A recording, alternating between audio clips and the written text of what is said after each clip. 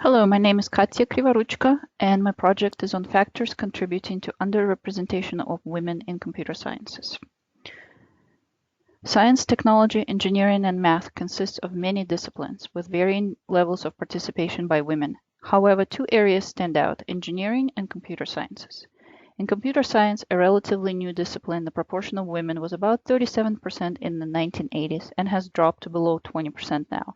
It is similar for engineering.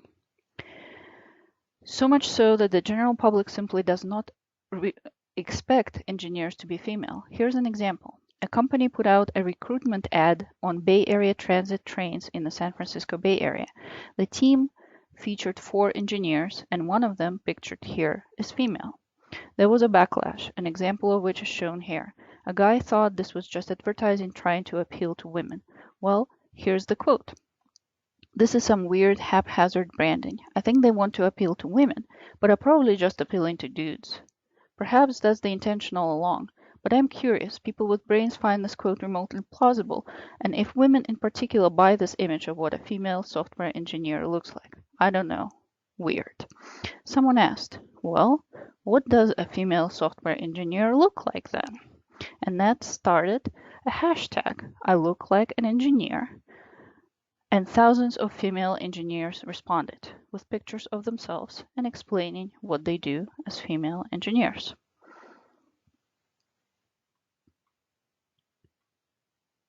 And here's an example closer to home. This is peer feedback that I received for my proposal to study female underrepresentation in computer science.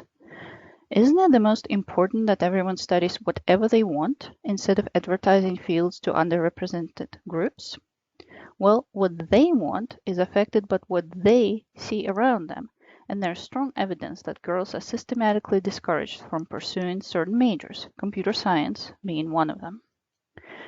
Let's start by looking at stereotype threat. This is not just a women's issue. People feel stress and anxiety when given a test that puts them at risk for conforming to a negative stereotype. Pretty much all of us are subject to one or more negative stereotypes, so everyone is susceptible to stereotype threat. Being a subject of stereotype threat affects our performance on standardized tests in a statistically significant manner, as tested extensively by Claude Steele. For more details on the stereotype threat and academic references, I invite you to read my paper. I also recommend the book Whistling Vivaldi, available from Amazon, including in Kindle and audiobook format. The importance of role models is well understood in psychology. We all need someone that we can relate to motivate and inspire us. But there are few female role models in computer science. Or are there? In fact, there are many female pioneers in computer sciences. But until recently, they were not very well known. The movie Hidden Figures is one recent example and an attempt to showcase the legacy of women, particularly in that case women of color, in American space exploration. Another one is the I look like an engineer hashtag we saw earlier. So, why are there so few women in computer sciences? Are women just less capable? Girls and women experience classroom environment differently than boys and men. These differences often result in bright girls decreasing interest and achievement in STEM fields as they move through elementary, middle, high school, and on to universities. Girls' SAT math scores also begin to drop, but this does not affect their graduation rates from computer sciences programs. Could it be that stereotype threat is behind lower test scores, while the women taking the test are just as capable? I test this hypothesis in my paper. Another hypothesis that I test is whether women are affected by the lack of female role models. So why do we care? Well, two things. There aren't enough computer science graduates in the United States.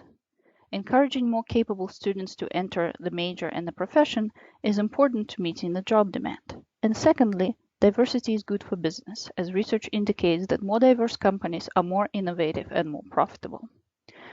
So what do we do? I'll list a few suggestions and go into details in my paper. These suggestions are combating the stereotype threat, introducing more math and coding classes at an early age, and introducing female role models to young girls.